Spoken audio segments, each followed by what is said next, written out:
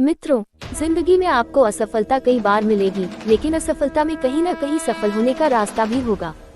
अब ये आप पर निर्भर करता है कि आप असफल होकर ही दुखी रहना चाहते हो या फिर सफलता का रास्ता ढूंढकर खुश होना चाहते हो।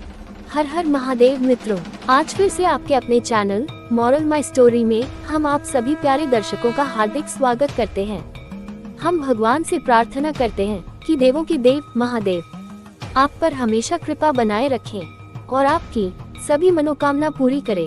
मित्रों, अगर आप भगवान शिव शंकर के आदर्शों को फॉलो करते हैं तो कमेंट में हर हर महादेव अवश्य लिखें। वीडियो शुरू करने से पहले अगर आप चैनल पर नए हैं तो चैनल को सब्सक्राइब अवश्य कर लीजिए, ताकि इस भगती सागर के ज्ञान की कुछ बूंदें निकालकर हम आपके लिए लाते रहें और हम सभी का कल्याण हो सके। प्यारे मित्रों, एक बार एक आदमी मछली पकड़ने गया। वहाँ उसने पूरी तरह से मेहनत करी, हर एक तरीका आजमाया जिससे वह मछली पकड़ सके, लेकिन हर तरीके में वो नाकामयाब रहा। दिन ढलने लगा और शाम हो गई। अब वो आदमी परेशान होकर ये सोचने लगा कि अब मैं अगर खाली हाथ घर जाऊंगा तो मैं और मेरा परिवार खाएंगे क्या। चिंता करते करते उसने देखा कि वो मछली बाजार के पास ही है।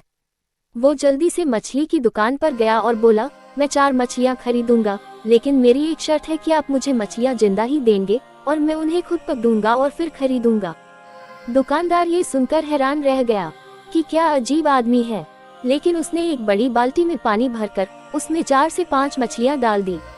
आदमी ने एक एक करके 4 मछलियाँ पकड़ी और दुकानदार से कहा, ये लो इन मछलियों के पैसे। दुकानदार से अब रहा नहीं गया।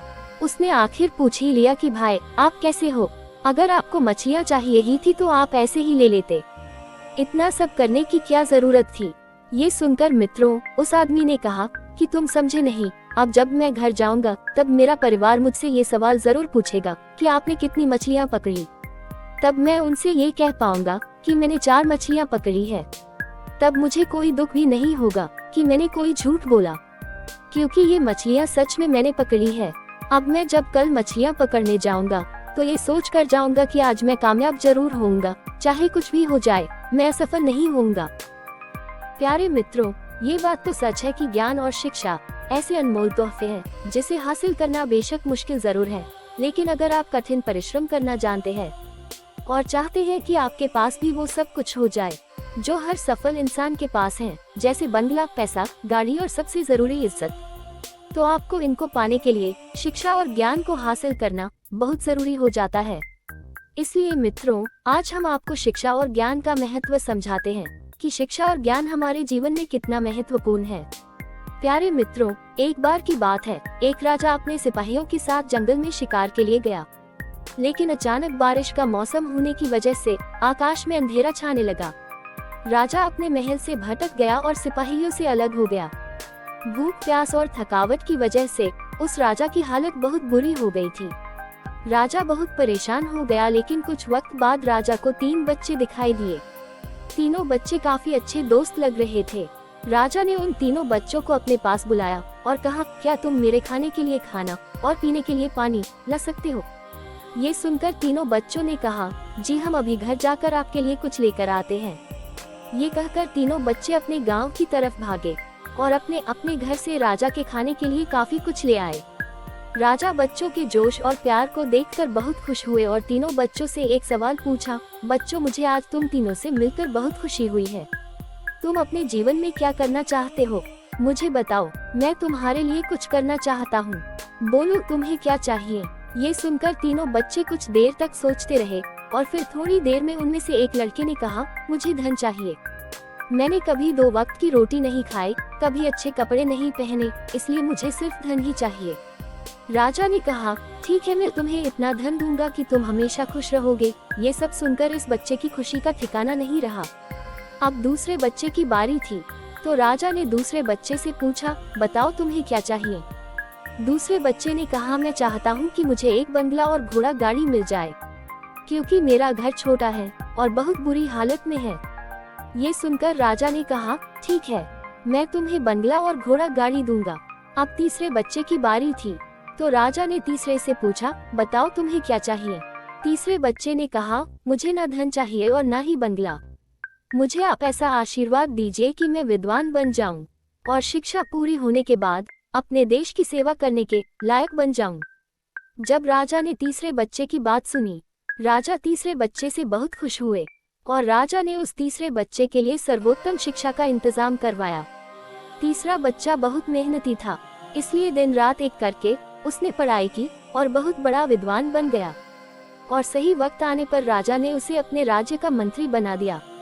अचानक राजा को सालों पुरानी वो घटना याद आ गई। राजा ने उसी मंत्री से कहा, कई सालों पहले तुम्हारे साथ जो 2 बच्चे थे, अब उनका क्या हाल है? मैं एक बार चाहता हूँ कि तुम तीनों से एक साथ फिर से मिलो। एक काम करो, अपने तीनों दोस्तों को कल खाने पर आमंत्रित करो। मंत्री ने अपने दोस्तों के पास ये संदेश भेज दिया। अगले दिन तीनों दोस्त राजा के सामने उपस्थित हुए। राजा ने कहा, आज मैं तुम तीनों को फिर से एक साथ देखकर बहुत खुश हूँ। राजा ने मंत्री के कंधे पर हाथ रख कर कहा, इनके बारे में तो मैं जानता हूँ, तुम दोनों मुझे अपने बारे में कुछ बताओ। ये सुनकर जिस लड़के ने धन मांगा था, उस लड़के ने कहा, महाराज मैं बहुत परेशान हूँ। आपने जितना धन मुझे दिया था, उतना धन पाकर मैं बहुत आलसी हो गया और मैंने बहुत सी बेकार चीजों में अपने धन को बर्बाद कर दिया और मेरा बहुत सारा धन चोरी भी हो गया। इसलिए मैं आज उसी हालत में हूँ जिसमें आपने मुझे पहले देखा था। ये सुनकर राजा ने दूसरे लड़के से पूछा, बताओ तुम कैसे हो? दूसरे लड़के जवाब दिया, महाराज मेरा भी कुछ ऐसा ही हाल है। मैं तो अपने बंगले में बहुत खुशी और सुकून से रह रहा था, लेकिन कुछ वक्त पहले आए बाढ़ में मेरा सब कुछ बर्बाद हो गया। मैं भी उसी हाल में हूँ जिसमें आपने मुझे पहले देखा था। ये सब सुनकर राजा ने कहा, अब इस बात को हमेशा याद रखना कि धन, दौलत, संपत्ति हमारे पास हमेशा नहीं रहती, लेकिन ज्ञान और शिक्षा ऐसे अनमोल खजाने हैं जो हमेशा हमारे पास रहते हैं और इसे कोई चुरा भी नहीं सकता। अगर तुम शिक्षा में विद्वान बन जाओगे तो धन और संपत्ति अपने आप तुम्हें मिल जाएंगे।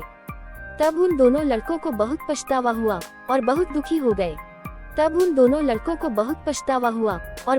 हो गए।